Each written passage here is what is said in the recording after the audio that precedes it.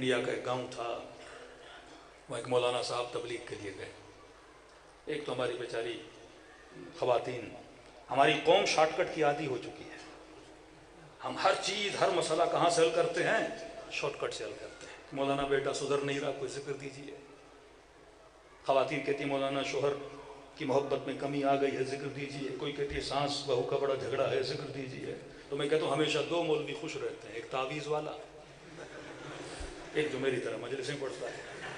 باقی بیچ کے بیچارے مولانا پیش امام اتنے خوش، مالی اعتبار سے خوش تو وہ بھی ہیں، مالی اعتبار سے خوش نہیں رہتے۔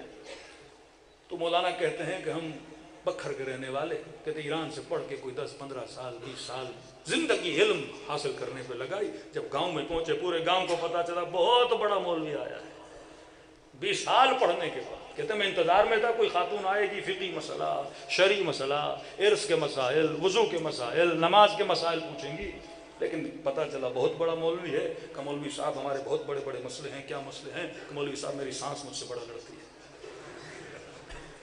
سنا ہے آپ اتنے بڑے مولوی ہو، میں 4-5 اہل سنت کی خواتین کو بول کے آئی ہوں، تمہارے مولوی کیا ہیں؟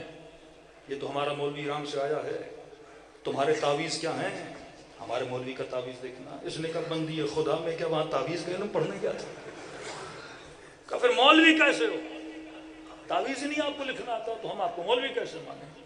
میں نے کہا شاید ایک بندی، اگلے دن دوسری، تیسری، چوتھا، پانچواں، چھٹا، ہر بندہ اسی چکر کے پیچھے۔ کہتا ہے سر پکڑ کے بیٹھ گیا، نہ کوئی مسجد میں رش ہوتا ہے، نہ لوگوں کا رجوع ہوتا ہے۔ کہ چھٹے امام کی حدیث پڑھی، لوگوں میں جب جاؤ تو کہا کلموا الناس بقدر عقولہم، لوگوں سے وہ بات کرو جتنی ان کی عقلیں ہیں۔ کہتا ہے پھر آئیے خاتون، میں نے کہا دیکھو آپ سچ کہہ رہی تھی، علم تو میں نے بڑا حاصل کیا ہے، لیکن میں ذرا آپ لوگوں کو چیک کر رہا تھا، ایسا نہیں کہ پہلے ہی دن میں اپنی مہارت دکھانا شروع کر دوں۔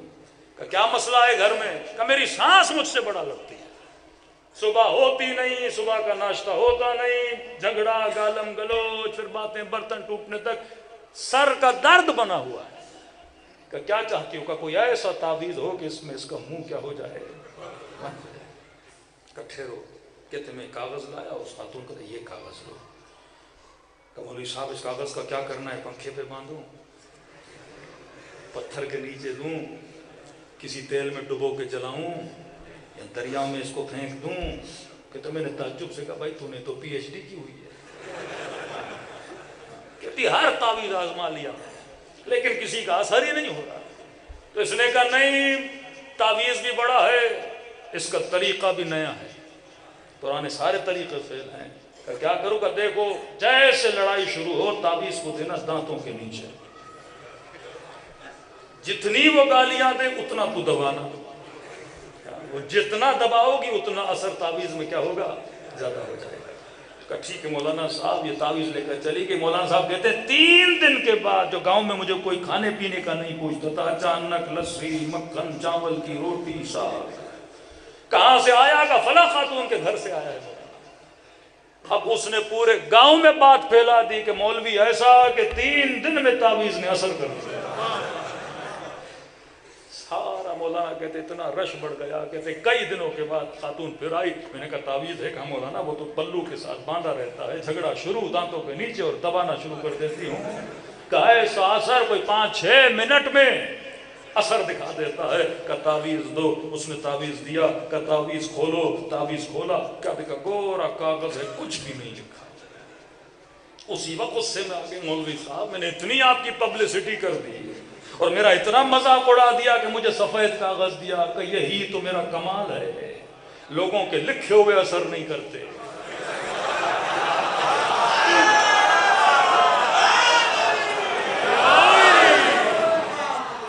لکھے ہوئے اثر نہیں کرتے، اور میں نے سفید دیا، اثر کیا۔ کہ دے مجھے کاغذ۔ کہ بندی خدا اگر پہلے دن سے علی کے فرمان پہ عمل کرتی تجھے کسی تعویذ کی ضرورت نہ پڑتی۔ کہ میں سمجھی نہیں کہ یہ تعویذ کا اثر نہیں تھا، علی کے فرمان کا اثر تھا کہ جب بھی لڑائی ہو بہترین کام یہ ہے کہ خاموشی اختیار کرو۔ مسئلہ یہی ہے کہ ہم فرامین اہل بیت پہ عمل نہیں کر رہے۔ اب علی والا ہو گھر میں سکون نہ ہو، علی والا ہو اولاد اس کے لیے باعث سکون نہ بنے.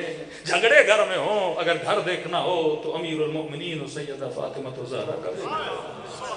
ارے کربلا ایک بی بی نہیں ہے جس نے امام حسین پہ اعتراض کیا. کیا تربیت کی, کسی کو اکبر بنا دیا, کسی کو قاسم بنا دیا. ہم شارٹ کٹ کے پیچھے ہیں لیکن ہم فرامین اہل بیت سے کیا ہیں, دور ہیں. صرف لفظ نہیں, صرف نام علی نہیں, بلکہ فکر امیر المومنین کو لیا کرو. یہ فکر ہے جو انسان کو کیا بناتی ہے, کامیاب بناتی ہے. انڈیا کا واقعہ بس یہ جملہ کہہ کے ممبر آپ کے حوالے کر دوں.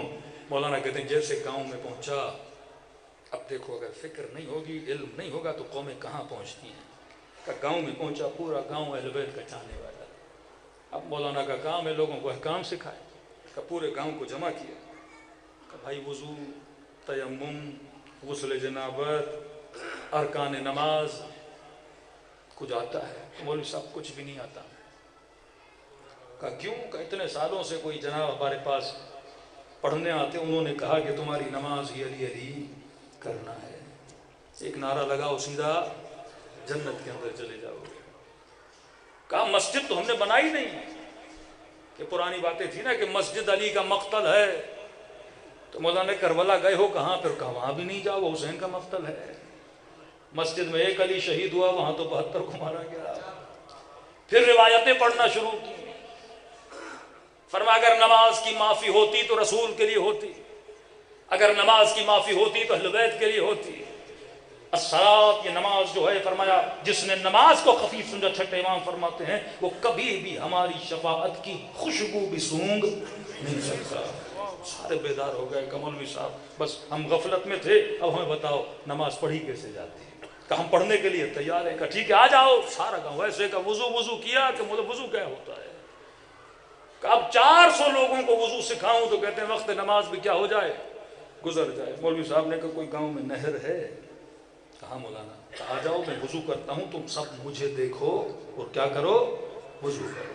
مولانا صاحب کہتے ہیں نہر پہ چلا گیا, کلی کی, سارے دیکھ رہے ہیں, انہوں نے بھی کلی کی. ہاتھوں کو دھویا, ہاتھ دھوئے, چہرہ دھویا, چہرہ دھویا, سیدھا بازو, الٹا بازو. اب میں نے کہا دیکھو یہ سر کا مسا ہے. سارے گاؤں نے سر کا مسا کیا. اب مولانا جیسے پاؤں کے مسے کے لیے جھکے, کیچڑ بہت بن چکا تھا. مولوی پھسلا سیدھا بیچارہ نہر کے اندر. قوم تھی جاہل, قوم کیا تھی, جاہل. انہوں نے سمجھا وضو کا آخری حصہ یہ ہے. اس کے بجائے کہ مولوی کو نکالتے, یہ سارے کے سارے نہر کے اندر. تبھی علماء کہتے ہیں جب جاہل قوم کے مولوی اور ذاکر پھسلتے ہیں تو پوری قوم پھسل جاتی ہے. لیکن تمہارے وجود میں علم ہوگا, کبھی کوئی تمہیں پھسلا نہیں سکے گا. حبیب کبھی نہیں پھسلا, سلمان کبھی نہیں پھسلا, جناب مقداد کبھی نہیں پھسلے. لیکن طلحہ پھسل گیا, زبیر پھسل گیا. یہ جنگیں جو دیکھتے ہو یہ پھسلے ہوئے مسلمان تھے. تبھی فرما علی مع الحق والحق مع علی, علی حق کے ساتھ ہے, حق علی کے ساتھ ہے. یہ نہ دیکھنا حق کہاں جا رہا ہے, یہ دیکھنا علی کہاں جا رہے ہیں. اگر پھسلنے سے بچنا چاہتے ہو, ایک نصیحت کر رہا ہوں, کم از کم ڈیلی 20 منٹ, میں فیس بک کو پل صراط کہتا ہوں, چلتے جاؤ 20 گھنٹے, 4 گھنٹے. آج کاپی پہ کاؤنٹ کرنا کہ ڈیلی کتنے گھنٹے سوشل میڈیا استعمال کرتے ہو. کم از کم 20 منٹ اہل بیت کے فرامین پڑھو, 20 منٹ کوئی کتاب پڑھو, 20 منٹ کوئی تفسیر قرآن پڑھو, تاکہ وجود میں کیا آئے, علم آئے. علم آئے گا تو اہل بیت کے قریب ہوگی. پروردگارا بحق محمد و آل محمد ہماری نسلوں کو ایسا بنا جیسا امام زمانہ دیکھنا چاہتا ہے. خدایا شعور کے ساتھ ہمیں شعور بھی عطا فرما. صرف شعور نہیں ہونا چاہیے بلکہ انسان کے اندر شعور بھی ہونا چاہیے. خدایا بالاخص بانیان مجلس کی توفیقات میں اضافہ فرما, ان کے بچوں کو, ان کے نسلوں کو سیرت اہل بیت پہ چلنے کی توفیق نصیب فرما۔ جتنے حاضرین ہیں سب کے گھروں پر اپنی رحمتوں کو برکتوں کو نازل فرما، ہر طرح کی نظر بد و پریشانیوں سے ہم سب کو محفوظ فرما، جتنے بھی مرحومین ہیں ان کے درجات کو بلند فرما، بالاخص ہمارے مولا اور آقا امام زمانہ کا ظہور فرما، ہم سب کو مولا کے عوام اور انصار خاص میں شریک فرما۔ ربنا تقبل منا انک انت السمیع العلیم۔ قبولیت کے لیے ایک مرتبہ صلوات پڑھے محمد و